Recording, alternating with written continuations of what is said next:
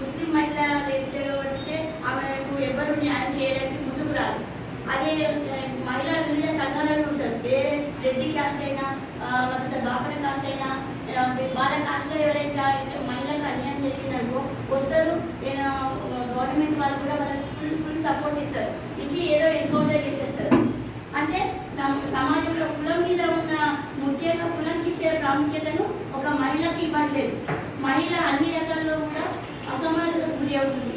రాజ్యాంగంలో ఇచ్చి అందరికీ సమాన హక్కులు ఉండాలని భారత రాజ్యాంగంలో ఉంది. మనం 50% జనాభా ఉన్నాం, కానీ మనకు అసలు ఇప్పుడున్న గవర్నమెంట్ అధికారులే మనకు ఇచ్చి 33% అనేసి మనకి మహిళా రిజర్వేషన్ ఉన్నారా?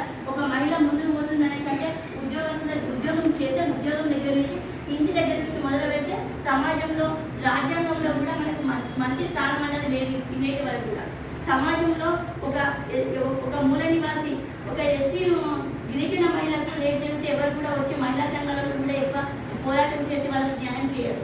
ఎందుకు? అక్కడ కులము అంటే కులము ఒకటి ప్లస్ మళ్ళీ అక్కడ ఉన్న రాజ్య అధికారులు అంటే నాయకులు ఒకటి బాగా ప్రినామినెంట్గా పాత్ర పోషించి ఏదో 10,000 20,000 చేతిలో పెట్టేసి వాళ్ళకు ఆ టైం వరకు సర్దుమలు ఇస్తారు. అంటే మహిళలకు అన్ని రకాలుగా కూడా సమాజంలో అణచివేత గురి అవుతుంది.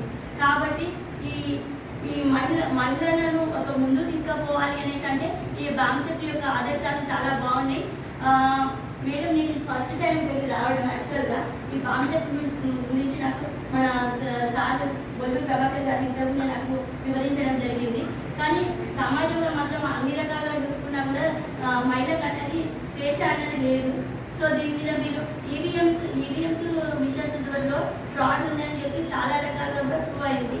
చాలా ఈవీఎంస్ ఎలక్షన్స్ అయిపోయిన తర్వాత కూడా ఫోటోస్లలో కూడా దొరికినాయి. కాబట్టి అది చాలా సామాజిక మాధ్యమాలలో కూడా చాలా వచ్చింది. కాబట్టి అది ఒకటి మంచి వ్యూ ఉంది. కాన్సెప్ట్ ద్వారా మీరు మనం అందరం మహిళా విభాగం అంతా వెళ్ళి జనాలను ప్రజాస్వామ్యంలో ప్రతి ఒక్క ఓటర్ని మనం అవేర్నెస్ క్రియేట్ చేయాల్సిన అవసరం అయితే ఉంది. ఎందుకంటే ఈ ప్రజాస్వామ్యంలో జరుగుతున్న అన్యాయాలను సమాజంలో జరుగుతున్న స్త్రీలకు జరుగుతున్న అన్యాయాలను ముఖ్యంగా అరికట్టాలంటే ఈ స్త్రీలను ఇంకా ముందుకు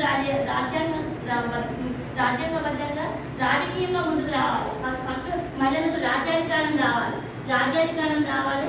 ఇంటి దగ్గర ముందు ఉండాలి, బయట సమాజంలో కూడా ముందు ఉండాలి. ఇప్పుడు ఈ మీటింగ్ అనేది చాలా తక్కువ మంది వచ్చినాము. అట్లా అవేర్నెస్ ఫస్ట్ మీరు ఒక 1 వీక్ ముందే ఇక్కడ ఉన్నాము అని చెప్పి మాకు ఒక ఏదైనా సోషల్ మీడియా ఏదైనా గ్రూప్ క్రియేట్ చేసి మాకు పెడితే మేము చాలామంది యాక్టివ్గా ఉన్న వాళ్ళు వచ్చేవాళ్ళం. సో ఏంటంటే అడుగు కూడా చిన్నకి చాలామంది మహిళల దగ్గర చిన్న పిల్ల 9 నెలల బాబు దగ్గర నుంచి 60-70 ఏళ్ళ ముసలి వాళ్ళు కూడా ఎవరిని కూడా వదిలిపెట్టలేదు. అంటే వాళ్ళకి న్యాయం కూడా జరగట్లేదు.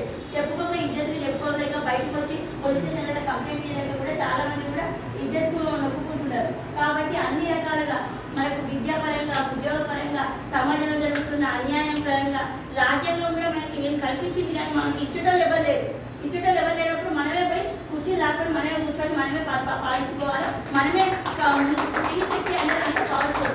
స్త్రీ అంటే ఒక శక్తి, ఒక మూర్తి, ఒక నారీమణి. మన దగ్గరకు ఎవరైనా వచ్చినప్పుడు మనమే ఒక వెపన్గా తయారవ్వాలి. మనం ఫస్ట్ ప్రొటెక్ట్ చేసుకుంటే మనం మన ఇంటి సమాజాన్ని ప్రొటెక్ట్ చేసుకోగలుగుతాం. కాబట్టి అట్లాంటి పరిస్థితి ఎప్పుడైనా వచ్చినప్పుడు మనమే ఒక వెపన్గా తయారవ్వాలి. కాబట్టి మన దగ్గర నుంచి రివల్యూషనరీ అవకాశం అంటే రివల్యూషనరీ ఉద్దేశం అనేది ఇంకా పెంచుకోవాలి. మహిళా సమాజంలో నేను మంచి స్థానంలో ఉన్నానంటే మన దగ్గర